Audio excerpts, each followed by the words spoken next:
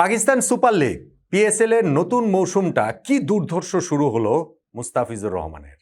দুটো ম্যাচ খেলেছেন, দুটোতেই দুর্বোধ্য মুস্তাফিজকে পেয়েছেন প্রতিপক্ষের ব্যাটসম্যানরা, যার জবাব তাদের সামনে আসলে ছিল না।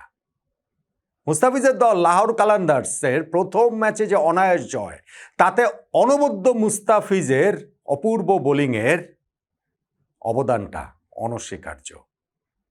আর দ্বিতীয় ম্যাচে রুদ্ধশ্বাস একটা লড়াই হলো, সেটাতেও তো মুস্তাফিজের দল লাহোর কালান্দার জিততেই পারতো। আর সেটা যদি হতো তাহলে এই মুস্তাফিজের বোলিং হিরোইক্সটা আরও অনেক বেশি করে আলোচনার মধ্যে আসতো। মাত্র 128 রান ডিফেন্ড করেও জয়ের মতো অবস্থায় তারা চলে গিয়েছিল, সেটা যে জিততে পারেনি তাতে আসলে ওই বল টেম্পারিংটাই সর্বনাশ করে দিয়েছে। তা নইলে তো মুস্তাফিজের দল জেতার পথেই ছিল, অবিশ্বাস্য একটা জয়ের পথে ছিল। প্রশ্ন হচ্ছে, পিএসএল এ লাহোর কালান্দার্সের হয়ে বোলিংয়ে মাঠ মাতাচ্ছেন যে মুস্তাফিজুর রহমান, তাকে কি IPL Kolkata night Riders miss করছে?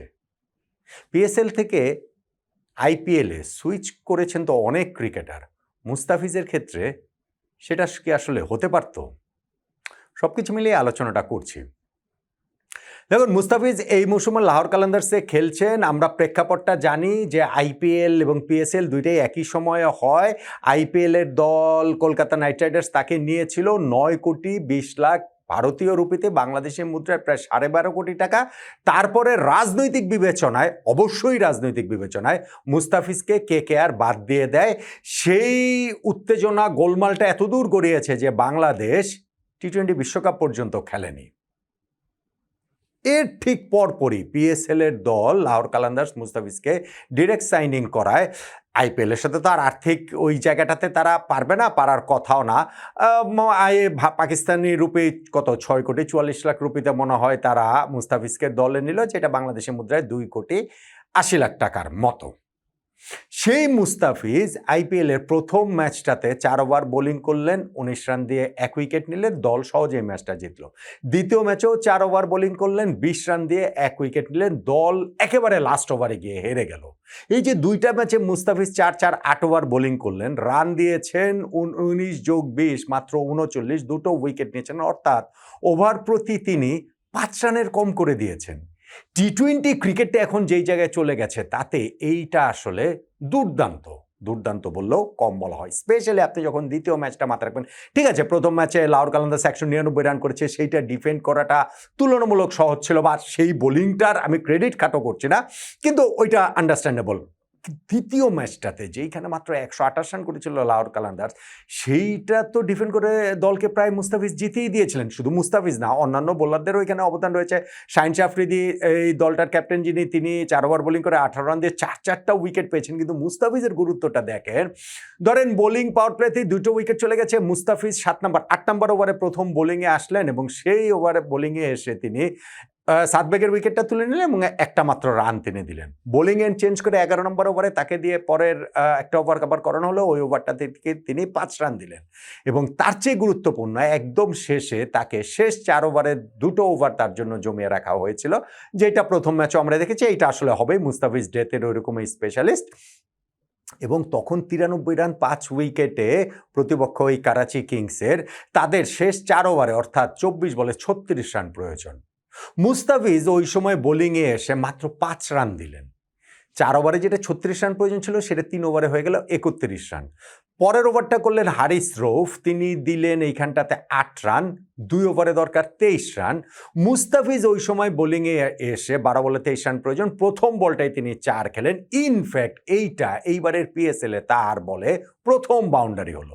2 ম্যাচে 24 দুগুণে 48টা বল করে ওই একটা মাত্র বাউন্ডারি মুস্তাফিজকে মারতে পেরেছেন প্রতিপক্ষের ব্যাটসম্যানরা। তারপরেও প্রথম বলে বাউন্ডারি খাওয়া সত্ত্বেও শেষ 5টা বলে 1 রান, 5টা সিঙ্গেলসের বেশি তারা নিতে পারেনি। ফলে লাস্ট ওভারে হারিস রৌফকে ডিফেন্ড করার জন্য 14 রান দিয়েছিলেন, মানে জয়ের জন্য তখন 14 রান তাদের প্রয়োজন, 13 রান ডিফেন্ড করার জন্য মুস্তাফিজ রেখে গিয়েছিলেন। কিন্তু সর্বনাশটা তো সেইখানটাতেই ঘটে গেল। ওই মুস্তাফিজের ওভার শেষে বল পরীক্ষা নিরীক্ষা করে আম্পায়াররা দেখলেন যে বলের আকৃতি পরিবর্তন হয়েছে। ফকর জামান, এটা এখনো অফিসিয়ালি তারা কিছু জানেনি, কিন্তু ওই যে নখ দিয়ে বলের সিম খুঁটছিলেন এবং সেইখানটাতে বলের আকৃতি অস্বাভাবিক পরিবর্তন ইচ্ছাকৃতভাবে করার কারণে তাদেরকে 5 রান পেনাল্টি করা হয়, জরিমানা করা হয়। ফলে লাস্ট ওভারে যেইখানে করাচি কিংসের 14 রান প্রয়োজন ছিল, মুস্তাফিজের ওরকম দুর্দান্ত 2টা ওভারের পরে সেইখানটাতে হয়ে গেল লাস্ট ওভারে তাদের 9 রান প্রয়োজন, 5 রান যেহেতু পেনাল্টি হয়ে গিয়েছে। হারিস রৌফার সেটা ডিফেন্ড করতে পারেননি। প্রথম বলটাতে সিকান্দার রাজা অসাধারণ একটা ক্যাচ বাউন্ডারি লাইনে ধরেছেন, সেটা ছক্কা হতেই পারতো, কিন্তু এরপরে গিয়ে হারিস রৌফ একটা ওয়াইড করলেন, 4 খেলেন, ছক্কা খেলেন আব্বাস আফ্রিদির কাছে, ম্যাচটা হেরে গেল লাহোর কালান্দার্স। মুস্তাফিজের হিরোইক্স তাতে আসলে কমছে না, কি অসাধারণ বোলিং তিনি করেছেন। এবং সেইখানটাতে আলোচনার জায়গাটা আসছে যে আইপিএলের দল কলকাতা নাইট রাইডার্স তাকে মিস করছে কিনা, আইপিএলে তিনি আসলে সুইচ করতে পারতেন কিনা, আরও অনেকে যেমন সুইচ করেছে। একই দিন আইপিএলের খেলা যে ছিল সেইখানটাতে কলকাতা নাইট রাইডার্সও মাঠে নেমেছিল এবং 220 রান তারা ডিফেন্ড করতে পারেনি। মুম্বাই ইন্ডিয়ান্স তাদেরকে হারিয়ে দিয়েছে, মোটামুটি অনায়াসে হারিয়ে দিয়েছে। মুস্তাফিজের বদলি হিসাবে কলকাতা যাকে নিয়েছে সেই ব্লেসিং মুজরাবানি 3 ওভারে 34 রান দিয়েছেন, কোনো উইকেট তিনি পাননি। ফলে স্বাভাবিকভাবে এই আলোচনা জায়গাটা আসে। আমার কাছে প্রথমত মনে হয় এখানে মুজারাবানির ভাই ব্লেম করার কিছু নাই। মুজারাবানির বোলিং কোয়ালিটি তো ডেফিনেটলি মুস্তাফিজের মানের নয়। তাহলে তো ভাই মুজারাবানিকে আগেই আইপিএলের দল নিয়ে নিত বা কারাগারি তাদেরকে নিয়ে পড়তো, সেটা তো আর হয়নি। ফলে জিম্বাবুয়ের এই বোলারকে আমি বলির পাঠা বানাচ্ছে না বা তাকে আসলে ভিলেন বানাচ্ছে না, তবে কোয়ালিটিতে বিস্তর তফাৎ রয়েছে। মুস্তাফিজ কলকাতা নাইট রাইডার্সে যদি থাকতেন, যদি খেলতেন, এই ম্যাচটার কথাও যদি আমি বিবেচনা রাখি, তাহলে কলকাতা হয়তো বা ভাবতে পারে যে না, আমরা ম্যাচটা জিতলেও জিততে পারতাম। আর সিজন লং হিসাব করলে অবশ্যই মুজারাবানির চেয়ে মুস্তাফিজ অনেক অনেক বেটার বোলার এবং কলকাতা নাইট রাইডার্স সেক্ষেত্রে অনেক ভালো সার্ভিস তার কাছ থেকে পেত, যেইটা এখন পিএসএল এর দল লাহোর কালান্দার্স পাচ্ছে। পিএসএল থেকে আইপিএলে কিন্তু অনেক ক্রিকেটার সুইচ করেছেন, যারা আইপিএলে শুরুতে দল পাননি, পরে নানান কারণে। এই ব্লেসিং মুজারাবানি তিনিই তো পিএসএল থেকে ওই কন্ট্রাক্ট টার্মিনেট করে চলে গেলেন আইপিএলে যখন তিনি ডাক পেলেন। এটা অস্ট্রেলিয়ার বোলার স্পেন্সার জনসনের ক্ষেত্রে হয়েছে, তিনিও একই কাজ করেছেন। এটা দাসুন সানাকার ক্ষেত্রে হয়েছে, এটা বেশ কয়েকজনের ক্ষেত্রেই আসলে হয়েছে। ফলে মুস্তাফিজের ক্ষেত্রেও কি ওরকম হতে পারত কিনা ভাই, সেটা যদি হতে হতো তাহলে এইখানটাতে একটা ক্রিকেট কূটনীতির ব্যাপার ছিল। বাংলাদেশ যেই জায়গাটাতে ভীষণ রকম কাঁচা, আমাদের ক্রিকেট কূটনীতির অবস্থা যে কোথায় সেটা তো আমরা টি20 ওয়ার্ল্ড কাপ না খেলার মাধ্যমেই প্রমাণ করে দিয়েছি, নতুন করে আর প্রমাণ করার কিছু নাই। যা আমিনুল ইসলাম বুলবুল ভাইয়ের এই ক্রিকেট বোর্ড ক্রিকেট কূটনীতিতে কতটা অদক্ষ, যতই সেই সরকারের তৎকালীন অন্তর্বর্তীকালীন সরকারের উপরে দায় চাপাক, অবশ্যই তাদের দ্বার রয়েছে, দায়ের জায়গাটা তো আছেই, কিন্তু আমাদের ক্রিকেট বোর্ডও ভীষণ রকম এই কূটনীতির জায়গাটাতে ব্যর্থ। মুস্তাফিজের যে ইস্যুটা হয়েছে, তারপরে তাকে পিএসএল থেকে সুইচ করে আইপিএলে নিতে হলে এই ক্রিকেট কূটনীতির একটা জায়গা থাকা প্রয়োজন ছিল।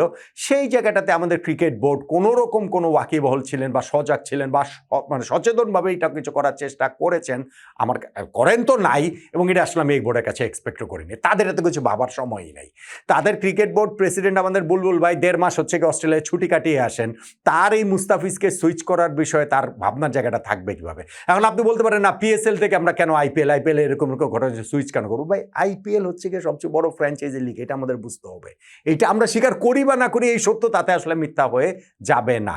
আর বাংলাদেশে ওই আইপিএল সম্প্রচারের যে জটিলতার জায়গা, সরকারির যে আমাদের নিষেধাজ্ঞার জায়গা, সেইটাই আমরা আন্তর্জাতিক জটিলতায় আমরা ওই নিষেধাজ্ঞা এখনো কাটাতে পারিনি। এবং আজকে আবার রয়টার্সে আমি নিউজ দেখলাম যে জিও স্টার যে বাংলাদেশে এই সম্প্রচারের রাইটস যাদেরকে দিয়েছিল 2023 থেকে 2027 পর্যন্ত টি স্পোর্টসের কাছে ছিল, তাদের সঙ্গে ওই কন্ট্রাক্ট তারা টার্মিনেট করেছে ফেব্রুয়ারি মাসের 17 তারিখে।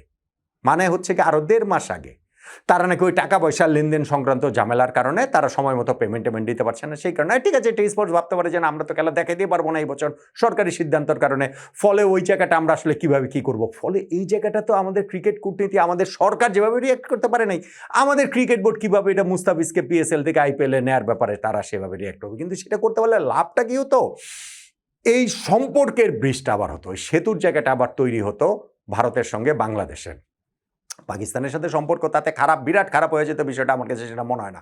এই যে অন্যান্য ক্রিকেটাররা এটা সুইচ করেছে না পিএসএল থেকে আইপিএলে, তাতে কি হয়েছে? তাতে কি ওই দেশের সঙ্গে ক্রিকেট সম্পর্ক ছিন্ন করে ফেলেছে পাকিস্তান? ধরেন অস্ট্রেলিয়ার সাথে তারা আর খেলবে না, ধরেন জিম্বাবুয়ের সাথে তারা আর খেলবে না, ধরেন শ্রীলঙ্কার সাথে তারা, বিষয়টা তো আসলে সেরকম নয়। ওইটা করা যেতে পারতো, মানে আমি বলছি না যে এটা ম্যান্ডেটরি, এটা করতে হবে, কিন্তু আমি বলছি ওরকম একটা ভাবনার জায়গাটা থাকা যেতে পারতো, সেইটা আসলে হয়নি। এখন মোদ্দা কথা যেটা, অন্ততপক্ষে সিজনের শুরুটা যেরকম হলো, মুস্তাফিজের পিএসএল এ লাহোর কালান্দার্সের যেরকম শুরু এবং ব্লেসিং মুজারাবনির আইপিএল এ কলকাতা নাইট রাইডার্সে যেরকম শুরু, তাতে আমার মনে হয় এই মুস্তাফিজকে কলকাতা নাইট রাইডার্স আসলে মিস করবে এবং তাদের ওই লসটাই, আইপিএল এর দল কেকেআর এর এই লসটা মুস্তাফিজকে রহমানকে না পাওয়ার, এইটাই আসলে লাভ পিএসএল এর দল লাহোর কালান্দার্সের। শুরুটা যেভাবে মুস্তাফিজ করেছেন তাতে এই সিজনের পিএসএল এ মুস্তাফিজের কাছ থেকে এরকম দুর্ধর্ষ পারফরমেন্স ম্যাচের পর ম্যাচ চাওয়াতে লাহোর কালান্দার্সের যেমন ওই প্রত্যাশায় কোনো দোষ নেই, বাংলাদেশের সমর্থকরাও ওই রকম প্রত্যাশাটা তো করতেই পারেন না।